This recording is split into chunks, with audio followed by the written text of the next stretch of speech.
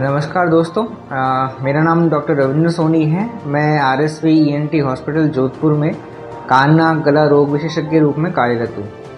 आज हमारी ENT knowledge की सीरीज़ के पहले एपिसोड में हम बात करेंगे बच्चों में होने वाले मोस्ट कॉमन बीमारी के बारे में, जिसे एडिनॉइड हाइपरट्रॉफी कहते हैं।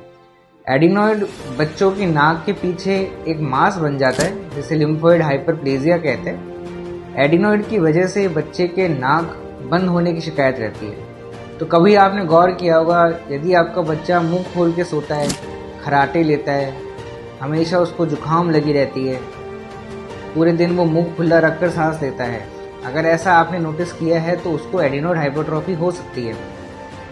क्योंकि नाक के पीछे मांस बन गया है तो नाक का रास्ता बंद हो गया है, तो बच्चे को मुंह से सांस लेना पड़ता है। उसकी वजह से उसको काफ़ी परेशानी आ जाती है, जैसे बार बार कान में इन्फेक्शन होना, कान से रस्सी आना, बार बार कान में दर्द होना, उसके दांत टेढ़े मेढ़े आना, चेहरा लंबा हो जाना। सिर्फ एक एक्सरे या नाक में दूरबीन की जांच करके हम उस एडिनॉइड के बारे में पता लगा सकते हैं।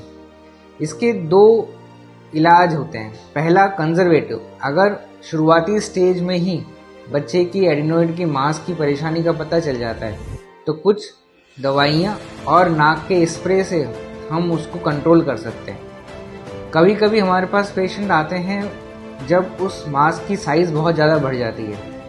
उन्होंने हर तरह की दवाई ले ली होती है, लेकिन प्रॉपर डायग्नोसिस नहीं होने की वजह से बच्चा बार बार एंटीबायोटिक खाता है और बीमारी उसकी सही नहीं हो पाती है। तो आखिरी स्टेज में यदि बहुत ज़्यादा साइज़ में बढ़ गए हैं, ग्रेड 3 ग्रेड 4 एडिनॉइड हो गए हैं, तो फिर हमें उसकी दूरबीन से ऑपरेशन करने की ज़रूरत पड़ जाती है। आजकल ये ऑपरेशन भी बहुत ही लेटेस्ट टेक्नोलॉजी, कॉब्लेशन टेक्नोलॉजी से होता है, जिसमें कोई चीरा फाड़ी नहीं होती है।